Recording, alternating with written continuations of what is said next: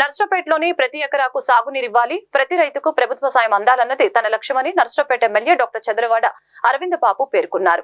Narasaraopet municipal guest house లో irrigation, agriculture అధికారులతో సమీక్షించడం జరిగింది.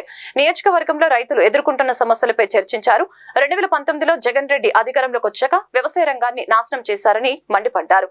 ప్రజల ఆస్తుల్ని, ప్రభుత్వ ఆస్తుల్ని కూడా ఎమ్మెల్యే కనుసన్నల్లో కొంతమంది వైసీపీ నేతలు ఆక్రమించుకున్నారు. ఆక్రమణకు గురైన ప్రతి గజం భూమిని అర్హులకు అందించాలని తెలిపారు. ఈ కార్యక్రమంలో ఇరిగేషన్, అగ్రికల్చర్ అధికారులు, టీడీపీ నాయకులు పాల్గొన్నారు. మీకు అండగా ఉంటాం. అదేవిధంగా ఈ 5 ఏళ్ల 2014 నుంచి ఇప్పటిదాకా ఈ పంట కాలంలో మొత్తం కూడా పూర్తి చేశారు. పూర్తి చేసి అక్రమంగా లేఅవుట్ వేయడం, రియల్ ఎస్టేట్ చేయడం అనేది కొంత వందల ఎకరాలు ఈ కాలువ మీద కానీ, డొంకలు కానీ, రైతు వెళ్ళే రోడ్డు, డొంక రోడ్లు ఇన్ని కూడా మూసేశారు. దాని మీద మాకు మాస్టర్ ప్లాన్ పనిచేయాలి. ఎక్కడైతే ఇప్పుడు ఉప్పలపాటు దగ్గర చాయ్ బాలాజీ సిటీ ఉంది, దాంట్లో 46 ఎకరాలు గవర్నమెంట్ ల్యాండ్ ఆక్యుపై చేశారు.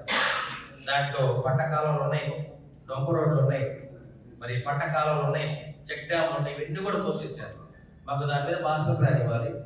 ఎక్కడెక్కడ ముసుగునియో చాలా రిలేటెడ్ చేసే ప్రాంతాల్లో కూడా పంట కాలువలు పూర్తి చేయాలి. మాకు ఆ మాస్టర్ ప్లాన్ అందజేయాలి. కంపల్సరీ మాకు స్టేట్ ఆఫీస్ నుంచి వచ్చిన ఆర్డర్స్ అన్నమాట. 5 ఏళ్ళుగా ఎంత ఆక్రమించారు, ఎంత నష్టం జరిగింది, అలా ఒకటి మీరు తీసుకొచ్చారు. మాకు హ్యాండ్ ఓవర్ పాలపాడు రోడ్ అంటే ఏరియా అంతా జరిగింది.